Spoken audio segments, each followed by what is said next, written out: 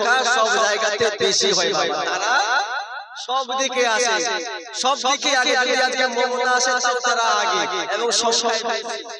তো আজকে এই জালসাতেও ইনশাআল্লাহ সংখ্যা তাদেরই বেশি হবে শেষ পর্যন্ত। আমার মা বোনেরা, তোমাদের জন্য জান্নাত পাওয়া অতি সহজ। তিনটা রাস্তা বলবো, তিনটা ভ্যাকসিন দেব ইনশাআল্লাহ। দুনিয়ার যে আপনারা ভ্যাকসিন নিয়েছেন, দুনিয়ার ভ্যাকসিনগুলো আপনার শরীরকে সুস্থ রাখবে, আর এখান থেকে যে ঈমানি ভ্যাকসিন পাবেন সে আপনার ঈমানকে সুস্থ রাখবে। যদি দেখতে পান কোনো মহিলা মারা গিয়েছে, তার যদি ওই একটা কর্ম ছিল, আমল ছিল, ওই কর্মটা যদি ওর সঙ্গে ছিল, তাহলে বুঝবেন ওই মহিলা জান্নাতে ইনশাআল্লাহ বলবেন। এবং মা বোনদের গর্ভ থেকে, তোমাদের মতো মহিলাদের গর্ভ থেকে জন্ম হয়েছে গৌসে পাকের, খাজা মঈনুদ্দিন চিশতি, উসমানে হারুনি, নিজামুদ্দিন আউলিয়া, হাফিজে কোরআনের জন্ম হয়েছে। কিন্তু আজকে আমরা কেন আমাদের মা বোনেরা গর্ভের সন্তান নেককার কেন হয় না, ইন্টেলিজেন্ট কেন হয় না, কেন ব্রেন বুদ্ধি ভালো হয় না? কি করে গর্ভের সন্তান যখন থাকবে, কোন আমলগুলি করলে আপনার সন্তানের ব্রেন বুদ্ধি ভালো হবে, নেক সন্তান হবে, সন্তান আপনার কথা শুনবে? আজকাল প্রায় জায়গায় কমপ্লেন কি পাওয়া যায় বলে মৌলভী সাহেব জ্বালা, বলছে আগে ভালো ছিল, যেমনি বেটা বেহাদিরা তো সব বরবাদ। আছে না নাই বাপ? এটা হয় আমাদের দিকে নাই, আমাদের দিকে খুবই আছে, যে যেমনি ছেলের বিয়ে দিল সংসারে অশান্তি করে শুরু হয়ে গেল। এটা তো আনন্দ হওয়ার কথা ছিল যে বাড়িতে আরেকটা মেয়ে আসলো, কিন্তু বৌমা শাশুড়িতে গন্ডগোল আসে না। প্রত্যেকটি জায়গায় একই অবস্থা, হয়তো এখানে নাই, কিন্তু আমাদের দিকে বিশাল গন্ডগোল বাবা। কি বলে, এদিকে একজন ছেলেকে তার স্ত্রী বলে সে যেন আমার মাথায় উঠে বসে, এইদিকে মা বাবা বলে আমরা কি বললাম, ছেলেকে 10 মাস 10 দিন গর্ভে ধরেছি, সন্তানকে বড় আদর যত্নে পালন করেছি, সন্তানকে কত ভালোবাসা দিয়েছি, 2 দিনের স্ত্রীর ভালোবাসায় পড়ে মা বাবাকে ভুলে যাবে? এটা হতে পারে না, এটা হতে দেওয়া যাবে না। তো কেউ হার মানে না, আর সন্তানে গন্ডগোল লেগে যায়। এই সমস্যার সমাধান আছে। কি সমাধান আছে? ইনশাআল্লাহ একজন ছেলে, একজন স্বামী, তার কর্তব্য কি, তার ডিউটি কি, কি করে সংসার সুখী হবে, কি করে সংসারে শান্তি হবে, সেই রাস্তা আমার নবী বলে দিয়েছেন। একজন স্বামীর কর্তব্য কি, সে তার মাকে কিভাবে দেখবে, স্ত্রীকে কতটা ভালোবাসা দেবে, মাকে কতটা ভালোবাসা দেবে। চলুন একজন ছেলেকে হতে হবে বেরাদার মুসলমান। নৌকা দেখেছেন, নৌকা আর পানি। হে বেরাদার, নৌকা কোথায় চলে? নৌকা যেই জায়গাতে পানি থাকবে ওই জায়গায় নৌকা পানি দিয়ে পার হয়ে যাওয়ার জন্য নৌকা আছে। কিন্তু একদিন হঠাৎ করে পানি বলতে আছে, ও নৌকা শোনো, তুমি তো আমার উপর দিয়ে অনেক ইনকাম করেছো, আর যদি পানি না থাকে তুমি ওই নদীর তীরে শুকিয়ে নষ্ট হয়ে যাবে, তোমাকে মানুষ ব্যবহার করবে না, রোদে পুড়ে তুমি জ্বলে ছাই হয়ে যাবে। তার জন্য নৌকাকে পানি বলতে আছে, ও পানি। ওই পানি বলতে আছে, নৌকা ভাই শোন শোন, তুই তো তোর মধ্যে অনেক মানুষকে চাপিয়েছো, বসতে দিয়েছো, অনেকবার পারাপার করিয়েছো, আজ আমি একটু তোমার উপরে চড়তে যাই। বলে নৌকা তুমি একটু ছিদ্র করে দাও না, আমি তোমার মধ্যে প্রবেশ করতে চাই। কে বলতেছে? নৌকা বলতেছে। বলে যে হে কি বলতেছে? বলে নৌকা তুই একটু ছিদ্র করে দে, আমিও তোর মধ্যে বসবো। এবার কিন্তু নৌকা বলতেছে পানি, হে জল, এটা বাস্তব, তোকে ছেড়ে আমি বরবাদ। তুই যদি পানি শুকিয়ে যাস তো নৌকা আর কেউ ব্যবহার করবে? কেউ ব্যবহার করবে না, তো পায়ে হেঁটে যাবে। এবার কি নৌকা বলতেছে, খুব গুরুত্বপূর্ণ কথা বলছি বাবা, সংসারে অশান্তি দূর হবে। নৌকা বলতেছে পানি শোনো, আমি যদিও তোকে ছাড়া বরবাদ, আমাকে মানুষ ব্যবহার করবে না, তবু এই তোর কথার চক্করে পড়ে, তোর ভালোবাসায় পড়ে আমি যদি ছিদ্র করে দিই, তুই যদি আমার মধ্যে ঢুকে যাস তো আমাকে নিয়ে তুই ডুবে যাবি। ঠিক কি না? তো ওই নৌকার মধ্যে যদি পানি ঢুকে যায় তো নৌকাটা কি বাঁচবে না? ওই জল তো নিয়ে ডুবে যাবে বলে অমনিও বরবাদ। এই মতো বাবাজি ভাইয়েরা বন্ধু বোনেরা, একদিকে স্ত্রী, একদিকে মা বাবার ভালোবাসা, একদিকে স্ত্রীর ভালোবাসা। একজন যুবক করবে তো করবে কি বাবা, মাকেও ভালোবাসতে হবে, বাবাকেও ভালোবাসতে হবে। মা যদি চোখ দিয়ে জল পড়ে ওই যুবক কামিয়াব হতে পারবে না। স্ত্রী যদি আজকে চোখ দিয়ে জল ফেলে ওই স্বামী কিন্তু কামিয়াব স্বামী নয়, ওই স্বামী সফল স্বামী নয়। একজন যুবককে ভালোবাসা দিতে হবে নৌকা পানির মতো। ওই নৌকা বলেছিল, ও পানি শোনো শোনো, আমি তোমাকে ভালোবাসি, তোকে ছাড়া আমি বরবাদ। স্ত্রীকে বলবেন, ও আমার স্ত্রী জান, তুমি আমার জানের জান, তুমি আমার প্রাণের প্রাণ, কিন্তু আমি তোমাকে ততক্ষণ পর্যন্ত ভালোবাসবো যতক্ষণ পর্যন্ত আমার মা বাবাকে তুমি ভালোবাসবে।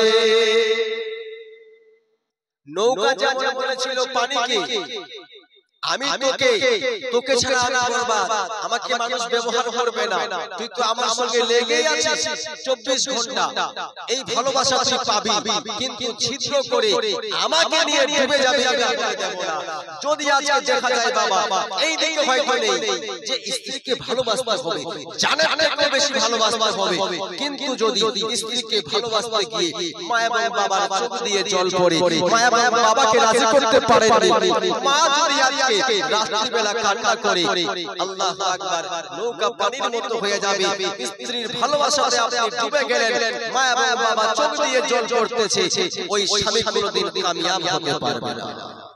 ভালোবাসেন, জান দিয়ে দেন, কিন্তু মা এবং বাবাকেও ভালোবাসতে হবে। আবার এমনও হলে চলবে না, এদিকে মা এবং বাবাকে লক্ষ্য করতে গিয়ে স্ত্রী সন্তানকে ভুলে গেছে, তাদেরকে ভালোবাসতে পারলাম না, স্ত্রীর চোখে জল পড়তেছে, ওই স্বামীও কামিয়াব হতে পারবে না। দুই দিকে কন্ট্রোল করে, একদিকে মা বাবার ভালোবাসা, একদিকে স্ত্রীর ভালোবাসাকে মেইনটেইন করে যে যুবক চলতে পারবে, ওই যুবক দুনিয়াতেও লাভবান, আল্লাহর কাছে লাভবান। তো বেরাদার মুসলমান বাবাজি ভাইয়েরা, এই মতো সংসার করতে হবে। এবং আমি আমার মা বোনদেরকে বলবো, মা অনেক জালসা শুনেছো, জালসা শুনে কি সেভ হলো মাইন্ড, হে বাবাজি আমলের দিকে আমরা আসতে পারছি না। কেসা কাহিনী সুরের ওয়াজ শুনে চলে গেলাম 3-4 ঘন্টা, কিন্তু সমাজ পরিবর্তন হলো না। কেন? আমরা মাইন্ডে ডাউনলোড করতে পারছি না, আমল নেই। এই জালসা শুনে চলে গেলাম, বাড়িতে গিয়ে ভুলে গেলাম। আসলে এটা আপনাদের সমস্যা আজকের নয়। আপনি ভাবছেন আপনি তো চান আমি নামাজ পড়ি, সময় চাই যদি কোরআন তেলাওয়াত করতে পারতাম, যদি নামাজ পড়তে পারতাম, কিন্তু আফসোস মুসলমান, জালসায় বসে মনটা ভালো হয়ে যায়, ওয়াজ শুনে মনটা ভরে যায়, কিন্তু জালসা থেকে যখন চলে গেলাম মাইন্ডে আর কিছুই সেভ হলো না, ডাউনলোড হলো না। কেন হয় না বাবা?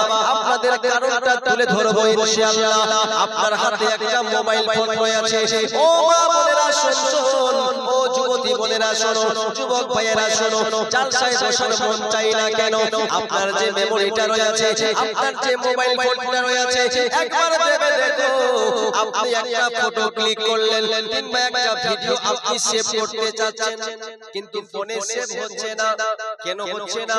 আপনার মোবাইলটা আপনাকে বলে দিয়েছে, ও যুবক, তোমার যে মোবাইলের জায়গা রয়েছে 24 জিবি কিংবা 60 জিবি 64 জিবি, তোমার মেমোরিটা ফুল হয়ে গেছে। তুমি যে সিনেমা ডাউনলোড করেছো, গান বাজনা দিয়ে ভরে দিয়েছো, তোমার যতটা ক্যাপাসিটি ছিল, তোমার ফোনের যে চিপসটা রয়েছে ওই মেমোরিটা ফুল হয়ে গেছে। কিছু জিনিসকে আগে ডিলিট করো, তারপর এই ভিডিওটা সেভ হবে। তদ্রূপ আমাদের মাইন্ড, আমাদের ব্রেন কুমন্তব্যে, নাচ গানা বাজনা শুনে, মিথ্যা কথা বলে, চুগলি করে, পরনিন্দা করে, অসর যাকাত না দিয়ে শয়তান আমাদের মাইন্ডটাকে ভরে দিয়েছে। জালসায় আপনার মন চাচ্ছে আমি যদি নামাজ পড়তে পারতাম, আমি যদি হজ করে আসতে পারতাম, আপনাকে হতে দিচ্ছে না কেন? অন্তর আমাদের ভরে গিয়েছে, এখন করতে হবে, রিফ্রেশ করতে হবে, কিছু জিনিসকে ডিলিট করতে হবে। আর ডিলিট করার জন্য একটাই সফটওয়্যার রয়েছে, একটাই রাস্তা রয়েছে, তার নাম হলো তওবা ইস্তেগফার। কি করতে হবে? তওবা কাকে বলে? কি জিনিস তওবা? আমরা যদি কাউকে বলি যে ভাই তওবা করেন, তো কি বলি আমরা তো ঠিক না বেটা? কিন্তু এর নাম তওবা। আমাদেরটা পরে বলতেছি হিন্দু ভাইয়েরাও তওবা করে। কি করে? তওবা করে। সবাই ভয় পায়, বলবেন যে কেমন কথা? হ্যাঁ মুসলমান শুনুন বাবা, হিন্দু ভাইয়েরাও তওবা করে, সবাই ওই ঈশ্বরকে ভয় পায়, সবাই জানে যে আরেকটা জগৎ রয়েছে। যেমন তওবা করে বাবাজি, ওম পাপহম পাপকর্মহম পাপাত্মা পাপসম্ভাবন ত্রাহিণম পুণ্ডরীকাক্ষম সর্বপাপ হরি। হিন্দু ভাইয়েরা তওবা করে, কি বলতেছে বাবা? পাপহম পাপকর্মহম, হে প্রভু আমার দ্বারাতে জানা অজানায় অনেক পাপের উৎপন্ন হয়েছে। ওম পাপহম পাপকর্মহম, আমার দ্বারাতে অনেক পাপের উৎপন্ন হয়েছে।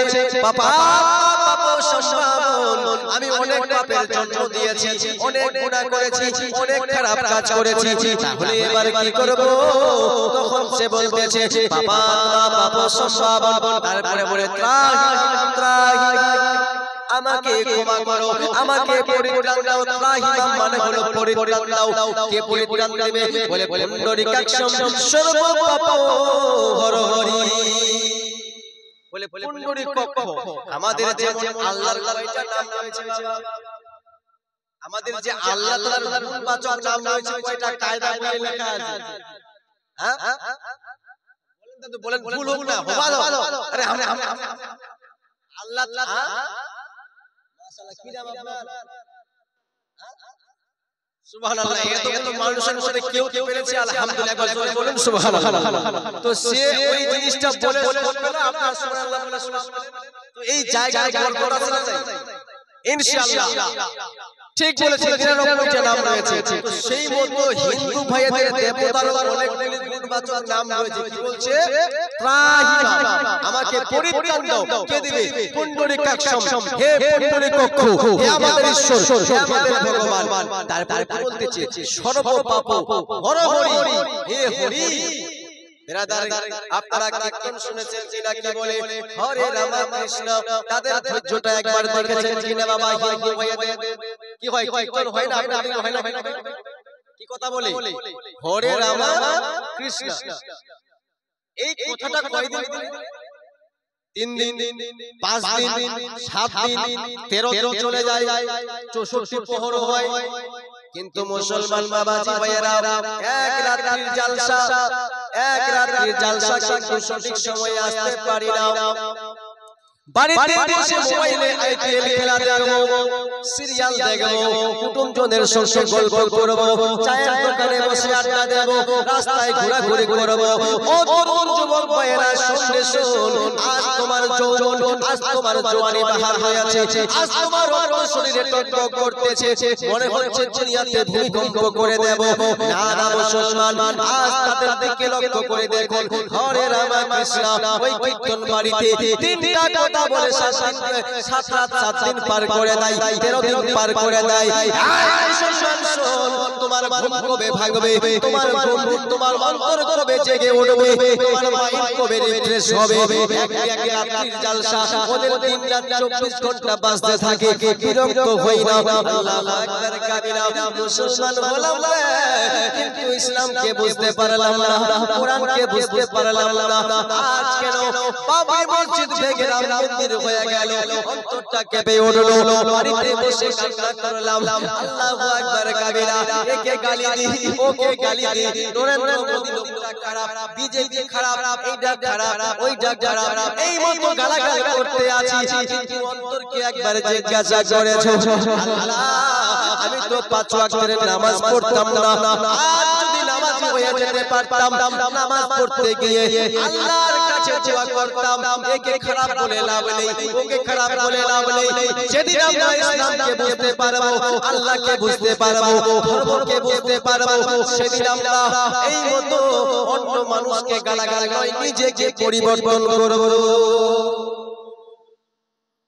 বাবরি মসজিদ ভেঙেছে, সবারই তো মন খারাপ, সবাই কেঁদেছেন। কিন্তু বাবা, রাগ করার জন্য বলছি না, হাতে পায়ে ধরে মুসলমান, একবার যদি এই কথা আমাদের অন্তরে আসে, নামাজি হতে হবে, আল্লাহর ঘরের দিকে অগ্রসর হতে হবে। আজ আমাদের সঙ্গে বলছি আমাদের কোর্ট সাপোর্ট করলো না, আমাদের পক্ষে রায় দিল না। আপনি কি আল্লাহর কাছে কেঁদেছেন? এই তো বাবরি মসজিদ নয়, আল্লাহর ঘর হলো কাবা বাইতুল্লাহ। আল্লাহর ঘরের নাম কি? কাবা বাইতুল্লাহ। কাবা বাইতুল্লাহকে ভাঙতে কে এসেছিল বাবা, কেউ বলতে পারবেন? এবার ওরা বুঝে গিয়েছে। আর এটা কিন্তু বলছে আমার স্টাইল জালসা করা এমনই যে আমি শুধু বকে যাব না, আপনাদেরকেও বলতে হবে। একবার সবাই সবাই বলুন সুবহানাল্লাহ। ওই বাদশা বাইতুল্লাহকে ভাঙার জন্য কাকে পাঠিয়েছে? কি পাঠিয়েছিল? বম, পিস্তল? কি পাঠিয়েছিল? বোলেরো? কি পাঠিয়েছিল? বুলডোজার পাঠিয়েছিল? জেসিবি গাড়ি? না বাবাজিরা, বড় বড় হস্তি বাহিনী, মানে হাতি পাঠিয়েছিল না, হাতি।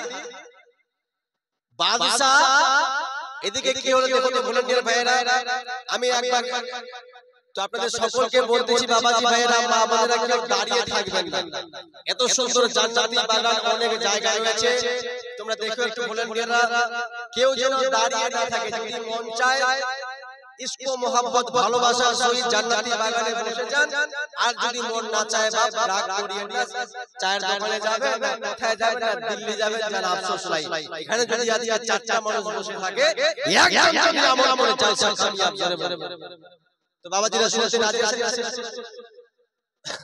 তাহলে ভাই হাত তুলে বলে কে কে শুনতে রাজি নাই? সুবহানাল্লাহ। ও নবী গো ডেকে নাও আমায় সোনার মদিনায়। ও নবী গো ডেকে নাও আমায় সোনার মদিনায়। মদিনার গলিতে পাই যদি মরিতে, জান্নাত হবে ঠিকানা। ডেকে নাও আমায় সোনার মদিনা। তো বলবো ভলান্টিয়ারদেরকে, মা বোনেরা সবাই বসে যান না, মা দেখতেও খারাপ লাগছে। মা বোনেরা সুন্দর করে বসে যান। ইনশাআল্লাহ নিত্য নতুন কথা যেগুলো আপনারা শুনবেন ঈমানকে তাজা করার জন্য, ঈমানই ভ্যাকসিন দেবে। ওই কাবা বাইতুল্লাহকে ভাঙতে এসেছিল কে? বড় বড় হাতি পাঠিয়েছিল। আজকের মতো বুলডোজার ছিল না, ওই কেরেঙ্গের মতো গাড়িগুলো ছিল না বাবা। ওই যে পাঠিয়েছিল হস্তি বাহিনী, তখন তো ইসলামিক ফোর্স ছিল না। হস্তি বাহিনী থেকে কাবা বাইতুল্লাহকে বাঁচাবে তো বাঁচাবে কে? আপনারা এই সূরাটা সবাই পড়েছেন, কিন্তু কোরআন শরীফ তো পড়লে আমাদের চাইনিজ ভাষা মনে হয়। মুসলমান তো কোরআন বুঝি না, মুসলমান তো কোরআন জানি না। আল্লাহ তাআলা এই ঘটনা সম্পূর্ণ কোরআন শরীফের মধ্যে দিয়েছেন। আপনাদের তারাবির নামাজ বাবা কোন সূরা দিয়ে শুরু করেছিল? আপনারা যে পড়েছেন রমজান মাসে তারাবির নামাজ কে পড়েছিল? তো কোনটা সূরা দিয়ে শুরু করেছিল প্রথম রাকাতে? এই তো সুবহানাল্লাহ, জোরে বলুন সুবহানাল্লাহ। কি বলেছিল? আলাম তারা কাইফা ফাআলা রাব্বুকা বিআসহাবিল ফিল। ওই আলাম তারা সূরাটার নাম, ওই সূরাটার নাম হলো সূরা হাতি। কি নাম? সূরা হাতি বলে। এটা তো হে বাবাজিরা, সূরা ফিল নাম শুনেছেন না? সূরা ফিল, ফিল হলো আরবি শব্দ, ফিল মানে হলো হাতি। তাহলে ওই সূরার নাম বাংলায় সূরা হাতি। আল্লাহ তাআলা ওই কাবা ঘরকে কেন্দ্র করে মুসলমানদের সংবাদ দিয়েছে, তোমরা ঘাবড়িয়ে যেও না, তোমরা নিরাশ হয়ে যেও না, তোমরা হতাশ হয়ে যেও না, হতবাক হয়ে যেও না, আমি আল্লাহ তোমাদের জন্য আছি। আল্লাহ বলে আলাম তারা কাইফা ফাআলা রাব্বুকা বিআসহাবিল ফিল। আল্লাহ বলে ও বান্দারা তোমরা শোনো শোনো, আল্লাহ কি মতো ব্যবহার করেছিল, আল্লাহ কি না করতে পারে তোমরা কি জানো না? ওই হস্তি বাহিনীর সঙ্গে কি করেছিল? আল্লাহ তাআলা কোনো ফোর্স পাঠায়নি, কোনো ফেরেশতা পাঠায়নি, আল্লাহ তার ক্ষমতাকে প্রয়োগ করেছেন। আল্লাহ তাআলা ওই হাতিগুলোকে ধ্বংস করেছেন। কিন্তু কিভাবে বাবা? ছোট একটি পাখি যার নাম হলো আবাবিল, বলে তাইরান আবাবিল তারমিহিম বিহিজারাতিন মিন সিজিল ফাজআলা কাসমাক। এই এটা বুঝতে পারবো না মা বোনেরাও জানেরাও কিন্তু বাবাজি ভাইয়েরা আল্লাহ একটি ক্ষুদ্র পাখি পাঠিয়েছে যার নাম হলো আবাবিল ওই আবাবিল পাখির ঠোঁটের মধ্যে আপনারা যখন বাড়ি তৈরি করার জন্য বালি চালেন কিনা বালি চালেন কিনা ওই চালের নিচ দিয়ে ছোট ছোট পাথরের টুকরো পড়ে কিনা ওই ছোট ক্ষুদ্র পাথরের টুকরো ওই আবাবিল পাখিগুলো ঠোঁটের মধ্যে আর তাদের পায়ের মধ্যে নিয়ে এসেছিল একটা করে পাথর ফেলতেছিল আর বড় বড় হাতিগুলো ধ্বংস হয়ে গেল আমরা একটা কথা বলি কিনা যে তীর ঝাঁটায় হাতি মরে এটাই বলছে আল্লাহ তাআলা দেখিয়েছে যে আল্লাহ কি না করতে পারে বাবরি মসজিদ ভেঙে দিয়েছে কাঁদিয়ে যাও নামাজ হয়ে যাও আল্লাহর কাছে কাঁদো তোমাদের তখন কোনো কোট বাঁচাতে পারবে না মন্দির বাঁচাতে পারবে না রক্ষা করতে পারবে না একজন পারবে তিনি বলেন আল্লাহ ওই আল্লাহর সঙ্গে কথাবার্তা বলার দরকার আছে আল্লাহ আপনার সঙ্গে কথা বলে আপনি জানেন না আল্লাহ আপনাকে দেখে আপনি আল্লাহর সঙ্গে কথা বলেন এবং বলতে পারবেন বলবেন কেমন কথা বলবেন হাদিস কোরআন দ্বারা প্রমাণিত আপনি আল্লাহর সঙ্গে কথা বলতে পারবেন আল্লাহ রাসূল বলেছেন as-salatu mi'rajul mu'min যখন মুমিন বান্দা নামাজে দাঁড়িয়ে যায় তখন সে আল্লাহর সঙ্গে কথা বলে জোরে জোরে আল্লাহ আপনার কথার প্রতিটা কথার উত্তর দেয় আপনি যখন বলতেছেন আলহামদুলিল্লাহি রাব্বিল আলামিন ওর উত্তরে আল্লাহ আপনাকে উত্তর দিচ্ছে জোরে বলে সুবহানাল্লাহ তো আমার বাবাজি ভাইয়েরা ইনশাআল্লাহ রাত অনেক হয়ে গিয়েছে আপনারা যে খুব সুন্দরভাবে ধৈর্য সহকারে বসে আছেন দেখে ভালো লাগছে এবার আপনাদের শেষ পর্যায়ে নিয়ে যাই যে আমরা যে দোয়া করি আল্লাহর কাছে আমাদের দোয়া কবুল হয় না আমরা চাই কিন্তু আপনি কি জানেন যে আপনার প্রত্যেকটা দোয়া আল্লাহর কাছে কবুল হয়েছে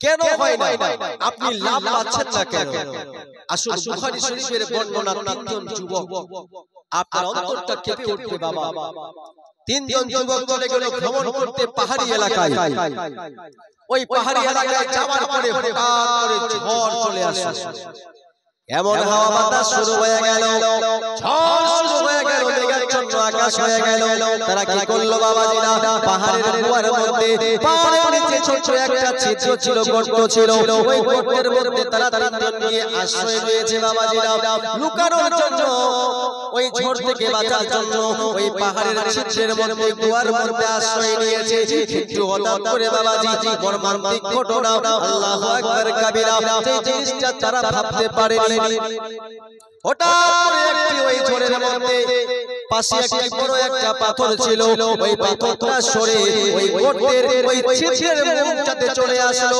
আর ওই যারা ওই তিনজন যুবক যেই গর্তের মধ্যে ঢুকেছিল ওই গর্তের মুখটা যেন বন্ধ হয়ে গেল বাবাজিরা দিনের বেলা অন্ধকার দিনের বেলা আকাশ দেখতে পাওয়া যায় না শ্বাস নিতে কষ্ট হয়ে যায় শ্বাস প্রশ্বাস নিতে পারে না তিনজনই কাঁদে একজন বন্ধু বলে ভাই রে শোন তখন তো ছিল না কোনো টেলিফোন না ছিল মোবাইল ফোন ওই তিনজন যুবকের মধ্যে একজন বলতে আছে ও ভাই শোন আল্লাহর কাছে কাঁদো আমরা কি জীবনে কোনো এমন নেকি করিনি একটা কর্ম কি আল্লাহ পছন্দ করেনি তোমার জীবনে যদি তুমি কোনো একটা ভালো কর্ম করেছো ওই কর্মটার ওসিলা দিয়ে আল্লাহর কাছে চাও একজন যুবক হাত তুলেছে ও গো আল্লাহ ও মহান মাবুদ রব্বুল আলামিন আমি আমার জীবনে তেমন কোনো কর্ম করতে পারি একটা কর্ম করেছিলাম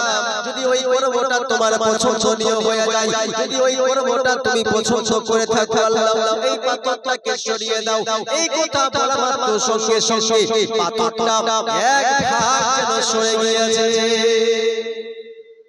সঙ্গে সঙ্গে কারেন্টের মতো বড় পাথরটা ওই যুবকের দুয়ার বরকতে এক ভাগ সরে গিয়েছে ওই যুবক কান্না করেছিল আল্লাহ আমি আমার জীবনে তেমন কোনো নেকি কর্ম করতে পারিনি আল্লাহ দুনিয়ার মধ্যে থাকাকালীন অবস্থায় আমি ব্যবসায়ী ছিলাম আমার বাড়িতে লেবার কাজ করত মানুষ কাজ করত আল্লাহ কিন্তু একদিন হঠাৎ করে একটা লেবার একটা মিস্ত্রি তার দিনের মজুরি তার দিনের বেতনটা না নিয়ে চলে গেছিল। এবার আল্লাহ তাআলার কাছে সে দোয়া করে, আল্লাহ ও 12 বছর পর, 1 বছর পর নয়, 2 বছর পর নয়, 12টা বছর পরে আমার কাছে এসেছিল। আল্লাহ আসার পরে বলেছিল, ও মালিক আমি আপনার বাড়িতে একদিন কাজ করেছিলাম, ওই দিনের বেতনটা ভুলে চলে গেছিলাম, আজকে আমার দেনাটা আমাকে দেন, আমার পাওনাটা আমাকে দেন। তখন ওই যুবকটা বলেছিল, ও যুবক, ও আমার বাড়িতে কাজ করনে वाला ওই লোকটাকে বলেছিল, এই যে সামনে কয়েক হাজার তুমি ছাগল দেখতে পাচ্ছ, এই সব ছাগলগুলি তুমি নিয়ে চলে যাও। ওই একদিন আর কয়েকদিন হাম কামাবে, আজকাল 300 থেকে 350 টাকা, ওই সময় 6 দিরহাম কিংবা দিনার। তো ওই লোকটা ওই যুবক যে দোয়া করতেছে বলে, আল্লাহ আমি কয়েক হাজার ছাগল সেদিন তাকে দিয়ে দিয়েছিলাম। বলে কেন? বলে তখন ওই যুবকটা ওই লেবারটাকে বলেছিল, বান্দা তুমি কি জানো, তুমি যখন পয়সাটা ছেড়ে চলে গেছিলে, আমি তোমার পয়সা দিয়ে কয়েকটা ছাগল ক্রয় করেছিলাম, কয়েকটা ছাগল কিনেছিলাম। আজ 12 বছর পরে আমার বিজনেসটা এত বেড়ে গেছে, ওই তোমার কয়েকটা ছাগল কেনার কারণে ওই ছাগল দিয়ে বিজনেস করতে করতে আজ আমার কয়েক ছাগলের ফার্ম তৈরি করে ফেলেছি। এটা সম্পূর্ণ তোমার টাকা, যাও এই সব কিছু আমি তোমাকে দিয়ে দিলাম। তো আল্লাহর কাছে সে কাঁদে, আল্লাহ আমি সেদিন ওই কর্মটা দুনিয়ার কোনো মানুষকে দেখানোর জন্য করিনি, আল্লাহ তোমাকে খুশি করার জন্য, আল্লাহ তোমাকে রাজি করার জন্য, মালিক তোমাকে খুশি করার জন্য, তোমার ভালোবাসা পাওয়ার জন্য আমি কয়েক হাজার ছাগল ওই মানুষটাকে দান করেছিলাম। আল্লাহ ওই দোয়াটা কবুল করেছে, ওই নেকামলটা কবুল করেছে। সঙ্গে সঙ্গে পাথরটা এক ভাগ সরে গিয়েছে। এক ভাগ সরে গিয়ে তো কাজ হবে না, শুধু আকাশটা দেখতে পাওয়া যায়, শ্বাস নিতে পারি, এখনো গর্ত থেকে বের হতে পারবে না। আরেকজন বলে, বন্ধু এক কাঁদনা। এবার দ্বিতীয় জন যুবক বাবাজিরা আল্লাহর দরবারে কাঁদে, ও আল্লাহ পরওয়ারদিগার, আমার জীবনে আমি তেমন কর্ম করতে পারিনি, আমার জীবনে আমি তেমন নেকি অর্জন করতে পারিনি। আল্লাহ আমি আমার চাচাতো বোন, আমার চাচার বেটি বোনকে বড় ভালোবাসতাম, তার প্রেমে হাবুডুবু খাচ্ছিলাম, তার প্রেমে পাগল ছিলাম বাবা। আমার মাথা নয় বুখারী শরীফের বর্ণনা বাবা, কোরআন শরীফের পড়ে যে বইটার স্থান, ওই বই থেকে কথা বলতেছি বাবা। এবার ওই যুবকটা বলে, আল্লাহ আমি আমার চাচাতো বোনকে বড় ভালোবাসতাম, তার প্রেমে হাবুডুবু খাচ্ছিলাম, তাকে যখন প্রপোজ করলাম, আমার চাচাতো বোন বলেছিল, আমি তোকে ভালোবাসবো তুমি যদি আমাকে 100 দিরহাম পয়সা দিতে পারো। 100 দিরহাম মানে বিশাল পয়সা। তো তার চাচাতো বোন বলেছিল যে তুমি যদি আমাকে 100 দিরহাম পয়সা দিতে পারো, আমিও তোমাকে ভালোবাসবো, তুমি যা চাইবা আমার যৌবন আমার জীবন তোমার জন্য উৎসর্গ করব। এবার ওই যুবকটা বাবাজি ভাইয়েরা কাজ কর্মের মধ্যে মন দেয়, কয়েক মাসের মধ্যে 100 দিরহাম পয়সা অর্জন করে নাই। এবার আল্লাহু আকবার কাবীরা আসার পরে বলে, ও চাচাতো বোন শোন, ও আমার প্রেমিকা শোনো, আমি 100 দিরহাম তখন ওই যে গোটের মধ্যে সে আল্লাহর কাছে বলে কাঁদতেছে, আল্লাহ 100 দিরহাম তখন আমার চাচাতো বোনকে দিয়ে দিলাম। দিয়ে দেওয়ার পরে চাচাতো বোন তো খুশি হয়ে গেল। এবার বললাম, চলো আমরা একটা বন্দি ঘরে যাব, যেই ঘরের মধ্যে তুমি আমি ব্যতীত থার্ড পারসন থাকবে না, তৃতীয় মানুষ থাকবে না, দুইজন মিলে একটা নির্জন জায়গায় চলে গিয়েছে, একটা ঘরে চলে গিয়েছে। ও যুবক ভাইয়েরা, আমার যুবতী বোনেরা শোনো, তোমাদের জন্য খুবই গুরুত্বপূর্ণ কথা বলতে যাচ্ছি। আল্লাহু আকবার কাবীরা। এবার যখন ঘরের মধ্যে প্রবেশ করেছে, দুইজন ব্যতীত তিনজন নেই বাবা। তার চাচাতো ভাই ওই যুবকটা যেন বেরাদার মুসলমান, নিজের যৌবনকে কন্ট্রোল করতে পারছে না, নিজের রক্তের গরমকে কন্ট্রোল করতে পারছে না। সে খারাপ কাজ করার জন্য, তার সতীত্বকে নষ্ট করার জন্য, ওই সুন্দরী মহিলার যৌবনকে নষ্ট করার জন্য সে প্রস্তুতি নিয়ে নিয়েছে।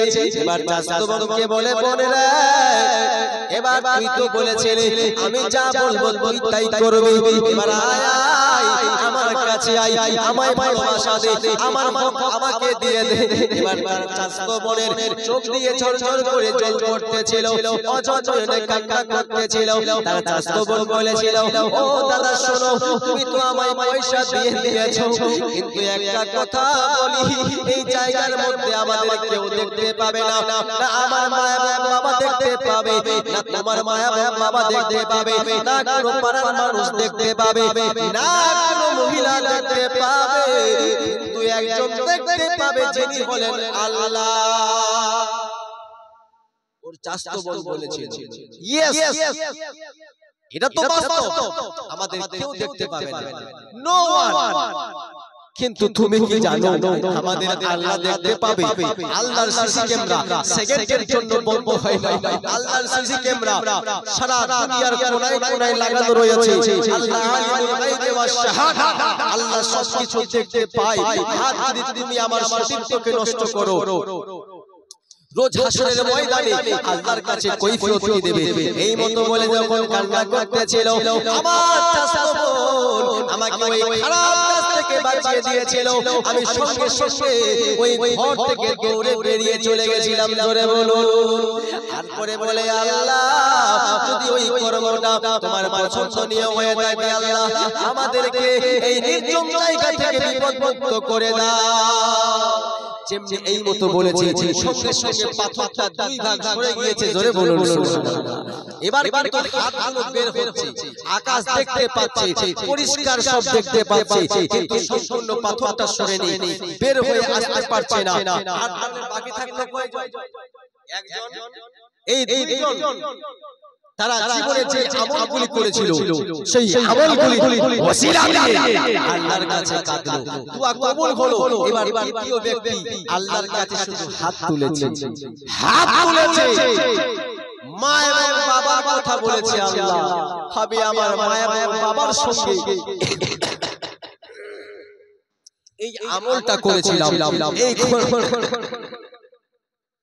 আল্লাহুম্মা। 3 নম্বর জীবনটা আল্লাহর কাছে কাঁদে,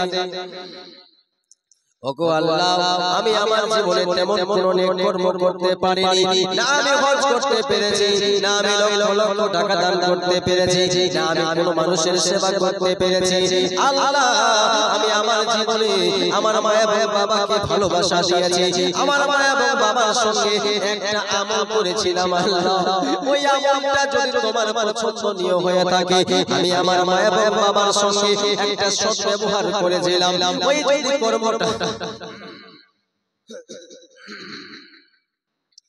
ওই যদি কর্মটা তোমার পছন্দনীয় হয়ে থাকে, আল্লাহ আমার মা এবং বাবার ওসিলাতে আমাদের এই জায়গা থেকে বাঁচিয়ে নাও। যেমনি মা এবং বাবার কথা বলেছে, সঙ্গে সঙ্গে সম্পূর্ণ পাথরটা সরে গিয়েছে, সুবহানাল্লাহ। তো তৃতীয় ব্যক্তি, ওই দুইজন দোয়া করলো, পাথরটা অর্ধেক থেকে বেশি সরে গেল। আর তৃতীয় ব্যক্তি যখন দোয়া করলো, আল্লাহ আমি আমার মা এবং বাবার সঙ্গে এই কর্মটা করেছিলাম, সঙ্গে সঙ্গে পাথরটা সম্পূর্ণ সরে গেল। তো ওই তৃতীয় ব্যক্তি কোন আমলটা করেছিল, মা এবং বাবার সঙ্গে কোন কর্মটা করেছিল? আপনি যদি আজকে করে থাকেন, আপনিও করতে পারেন, ইনশাআল্লাহ কারেন্টের মতো কবুল হবে। শুনতে রাজি আছেন বাবা? ওই 3 নম্বর যুবকটা কি দোয়া করে শুনলে আপনার অন্তরটা কেঁপে উঠবে, ঈমানটা তাজা হয়ে যাবে। ওই তৃতীয় ব্যক্তির দোয়াতে সম্পূর্ণ পাথরটা সরে গিয়েছিল। মা এবং বাবার সঙ্গে কি এমন কাজ করেছিল, কি এমন মা এবং বাবাকে বলেছিল? ইনশাআল্লাহ মা এবং বাবার মহব্বতে আজ এই সভার মধ্যে 5 জন ব্যক্তি দেখতে চাই, মাত্র একটা করে হাজার টাকা। যেই মা আপনাকে 10 মাস 10 দিন করবে ধরে, বাবাজিরা চাঁদা করব না, চাঁদা অন্য ইনশাআল্লাহ আলেম আছে তিনি করবেন, শুধুমাত্র শুকরিয়া দান। এত সুন্দর জালসার আয়োজন করেছেন, পীর কিবলাকে সাক্ষী রেখে পীর ওলির আমরা দিবানা, মা এবং বাবার দিবানা। ওই দুইটা মা এবং বাবার সঙ্গে কি এমন কর্ম করেছিল? একজন সৌভাগ্যবান দেখতে চাই। সর্বপ্রথমে হয়তো কারো মা কবরে চলে গিয়েছে, হয়তো কারো বাবা চলে গিয়েছে, মাকে আর মা মা বলে ডাকতে পারছেন না, বাবাকে বাবা বলে ডাকতে পারছেন না, ওই যেই মা 10 মাস 10 দিন গর্ভে ধরেছে সেই মায়ের ওসিলা দিয়ে দোয়া করব ইনশাআল্লাহ। ওই যুবকটা যে কর্মটা করেছিল আপনিও করতে পারবেন, এই তাদের করতে ইনশাআল্লাহ সবাই মিলে দোয়া হবে। একজন কোন নওজওয়ান, কোন দিলওয়ালা, কোন বাবাজি কিংবা কোন যুবক ভাইদের মধ্যে কিংবা মা বোনদের মধ্য থেকে 1000 টাকা দান আছে বলবে যে 1000 টাকা দিও কেমন করে। হে বেরাদার, চিন্তা করবে আজকে পেট ব্যথা করে ডাক্তার বলবে যাও একটা রিপোর্ট করে আসো, ছবি তুলে আসো, 1000 কেন কয়েক হাজারে চলে যাবে। যদি বন্ধন দিতে হয়, ধার করতে হয়, হে বাবাজি ভাইয়েরা, এই দান কথা, দান সম্পর্কে বলা হয়েছে as-সাদকাতু তারাদ্দুল বালা। দান করলে, সাদকা করলে বালা মুসিবত দূর হয়ে যায়, বলুন সুবহানাল্লাহ। তো মায়া বাবার ভালোবাসাতে একজন জন্য দিলওয়ালা দেখতে চাই মাত্র 1000 টাকা। আজকে নাই পরে দিবেন, কয়েকদিন মিলিয়ে দিবেন। একজন জন্য দিলওয়ালা দেখতে চাই মায়া, এদিক থেকে হলো চলবে, ওই দিক থেকে হলো চলবে। বসে বসে ভাবি আমি সারা দিন কি করে মেটাবো তোমার জননী, জননী আর ফেলো না চোখের পানি, জননী জননী আর ফেলো না চোখের পানি। 10 মাস 10 দিন গর্ভে ধরেছো, কতই না দুঃখ কষ্ট সহ্য করেছো। বাবাজি ভাইয়েরা, গর্ভে যখন সন্তান থাকে বাবা, একবার যখন সন্তানটা একবার হিলাডোলা করে, কত না মায়ের পেটে লাথি মেরেছে বাবা সবাই। সেই মা জননী ওই কষ্টগুলোকে বলে যখন সে প্রসব জ্বালা হয়, সব কষ্ট আল্লাহু আকবার কাবীরা, এত কষ্ট সহ্য হয় না। ও বিরাদার মুসলমান, মার জ্বালাটা মায়েরাই বুঝতে পারে, কিন্তু তবু ওই ফুটফুটে বাচ্চারা কান্না শুনে সঙ্গে সঙ্গে সমস্ত ব্যথা মা ভুলে যায়। হয়তো ওই মা আপনার কবরে শুয়ে আছে, অন্ধকার কবর থেকে আপনার মা কিন্তু জালসা শুনতে পাবে। হাদিস দ্বারা প্রমাণ করব ইনশাআল্লাহ, আপনার থেকে আপনার মা এবং বাবা ওই কবর থেকে বেশি শুনতে পায়। যে সমস্ত ব্যক্তিরা কবরে শুয়ে আছে তারা আমাদের থেকে বেশি শুনতে পায়। তারা আজকে জালসা শুনতে পাচ্ছে, কবরস্থান কোথায় আছে আপনাদের, এই মাইকের আওয়াজ তারা শুনতে পাচ্ছে। বলবেন কেমন কথা? আমার কথা নয়, বুখারী শরীফের বর্ণনা কিতাবুল জানাইজ, বিশ্ব নবী আমার বলেন, ও আমার সাহাবীরা শোনো, তোমাদের তুলনায় মুর্দা ব্যক্তিরা বেশি শুনতে পায়, বলেন সুবহানাল্লাহ। আজ তো তারাও চাইবে আমার সন্তান, আমার বাবা, আমার স্ত্রী, আমার স্বামী আমার জন্য কি করতেছে। আল্লাহু আকবার কাবীরা। এবারে যদি চাপ হয়ে যায়, দুইজন মিলে 500 টাকা করে টাকার গাথা, দুইজন মিলে 1000 করে হলেও চলবে। আছে কি একজন কোন দিলওয়ালা হাত তুলে বলবে, মৌলভী সাহেব আমার মা কবরে শুয়ে আছে কিংবা আমার বাবা কবরে শুয়ে আছে, তার জন্য দোয়া করে দিয়ে 500 টাকা এই জালসার জন্য দান করলাম। সুবহানাল্লাহ। মৌলভী সাহেব নারে তাকবীর, নারে জননী আর ফেলো না চোখের পানি। 10 মাস 10 দিন গর্ভে ধরেছো, কতই না দুঃখ কষ্ট সহ্য করেছো। আজি সাহেব আল্লাহ 1000 টাকা দান করেছে, আল্লাহ তার দানকে তুমি কবুল করে না। হয়ে গেল নাকি? মাশাআল্লাহ। আর লাগবে মাত্র কয়েকজন লাগবে, আর 500 করে টাকা। আরেকজন নিচ থেকে কোন মা আছে কি? একজন কোন দিনদার মা, কোন দিলদার একজন